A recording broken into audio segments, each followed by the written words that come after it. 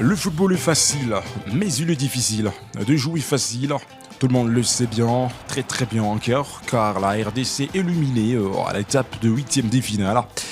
C'est fini côté RDC et après cette élimination précoce, c'est Kabulo, Moana Kabulo, l'ex-ministre des Sports côté RDC, il reste le journaliste sportif de la RTNC Kinshasa, l'homme qui a pu trouver le temps, le meilleur moment de critiquer la sélection nationale après cette élimination. Après l'élimination de la RD Congo par l'Algérie lors de huitième de finale de la CAN en 2025, le 6 janvier 2026. Les journalistes et anciens ministres du sport François Kabulo, Moana Kabulo, a vivement réagi pour analyser les causes de cet échec. Voici les points clés de son intervention. La première critique. Critique des choix tactiques de Sébastien Desabre. Kabulo a particulièrement ciblé la gestion de l'effectif par le sélectionneur. Il a eu le temps de dire la qualité de l'équipe et bien sûr il a résumé sur la faute majeure de l'équipe. La sortie de Noah Sadiki en cours de match. Selon lui, Sadiki était les régulateurs essentiels du milieu de terrain et son retrait déséquilibré l'équipe au moment où les Léopards auraient pu faire la différence. La deuxième critique, le manque de réalisme offensif. Tout en reconnaissant que la RDC a globalement dominé la rencontre. Il a déploré le manque d'efficacité devant le but. Pour lui, une équipe qui ne concrétise pas ce temps fort s'expose à la sanction qu'ont subi des Léopards à la dernière minute de prolongation. La troisième critique de Kabulo Moana Kabulo, une réflexion plus profonde sur le football local. Fidèle à ses positions habituelles, Kabulo a profité de cette élimination pour rappeler que le football congolais souffre de ce base. Il avait déjà affirmé quelques mois plus tôt que le football est mort en République démocratique du Congo à raison de l'instabilité du championnat national l'INAFoot. Pour lui, les performances de l'équipe nationale masquent parfois le lacune ce sont des structures du sport au pays. La quatrième critique cap sur le mondial 2026. Malgré ces critiques, il a appelé à une remise en question rapide à l'instance du capitaine Chancel Mbemba. L'idée est de ne pas tout jeter, mais d'apprendre de cette crielle de fait pour se concentrer sur les éliminatoires de la Coupe du Monde 2026, qui reste l'objectif prioritaire pour sauver le cycle actuel. Alors, une chose qu'on peut noter côté Kabulo. Kabulo Moana Kabulo est connu pour s'offrant parler par le passé, notamment après l'élimination du Mondial 2026. Ses analyses acerbées sur la RTNC lui avaient valu de demander des explications de sa hiérarchie, mais il demeure une voix écoutée et influente dans l'opinion sportive congolaise. Et ça reste les quelques critiques lancées par Kabulo Moana Kabulo. Alors, sans Ubisport, qu'est-ce que nous on a pigé après une longue analyse des Kabulo Moana Kabulo? D'abord, Kabulo a essayé d'attaquer Sébastien Desabre sur le choix. Et selon lui, la sortie de Noah Sadiki, selon Kabulo, Sébastien Desabre pouvait laisser la chance à Noah Sadiki de terminer toute la rencontre. Alors, une question que Ubisport nous aussi nous sommes en train de se poser.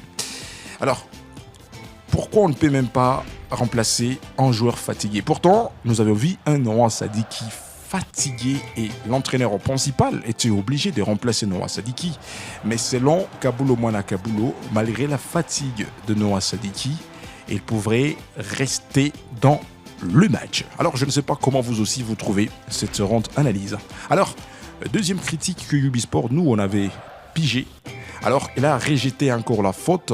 Si la RDC a connu une élimination précoce au 8e de finale de la CAN, c'est à cause de cette sélection qui manque un joueur local dans l'effectif.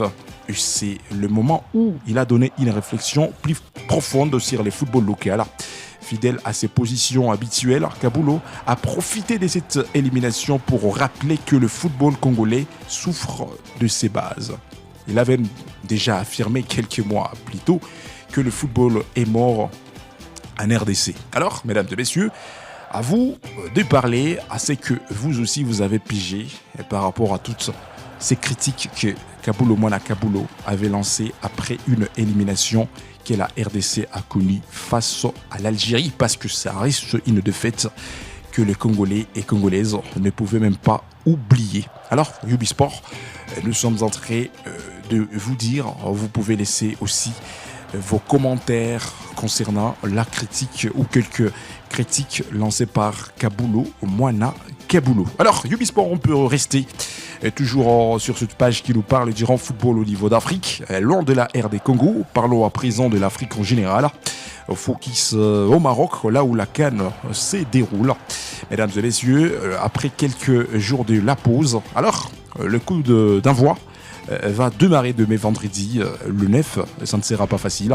La Coupe d'Afrique des Nations 2025 continue. Alors, demain, à partir des 18h juste, le Mali.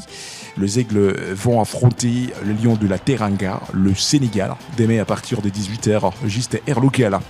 Mali-Sénégal, l'équipe qui va gagner l'autre directement, ça sera la formation qui va arriver à arracher sa qualification au quart, ça sera à la demi-finale. Alors, mesdames et messieurs, que pensez-vous? Est-ce que le Malian peuvent arriver à battre le Sénégalais? Parce que ça sera une rencontre tendue, ce sera un match tellement difficile. En regardant l'état actuel de Mali et l'état actuel du Sénégal, vraiment, ça sera un classico. Que pensez-vous, mesdames et messieurs, par rapport à ces matchs? Vous pouvez pronostiquer, vous pouvez essayer de laisser vos propres analyses entre Sénégal contre le Mali. Le match à suivre demain à partir de 18h, juste heure locale. Toujours dans la soirée de demain vendredi, à partir de 21h, juste heure locale. Cameroun, belle nation du grand football africain, affrontera le pays organisateur, le Maroc. Ça sera tellement un match difficile. Imaginez-vous, le pays organisateur guidé par Hakimi, mais aussi Brian. Mais ça, il reste ce Diaz, c'est le technicien, le joueur du Real de Madrid. Bien sûr, c'est lui-même le meilleur buteur de la compétition depuis que la CAN avait démarré. Brahim Diaz, il a cette capacité de marquer pour les comptes de son équipe nationale marocaine. Rappelez-vous, c'est Brahim Diaz qui avait éliminé la Tanzanie après avoir marqué une réalisation qui arrive au quart d'heure de la rencontre, presque à la fin du match. Brahim Diaz qui élimine la Tanzanie et le Maroc se qualifie au quart de finale. Alors à partir de demain, ce sera à 21h, juste air local, Cameroun va rivaliser le Maroc, le match le plus attendu demain à 21h. Alors, que pensez-vous? Est-ce que les techniciens camerounais seront capables d'éliminer le pays hôte, le pays organisateur, la formation marocaine? Est-ce que les techniciens marocains arriveront à accepter la défaite d'être éliminés face au Cameroun d'Mbeumo?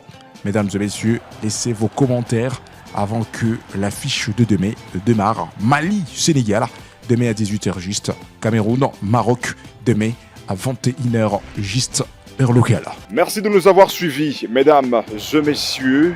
N'oubliez pas de vous abonner sur notre chaîne Ubisport.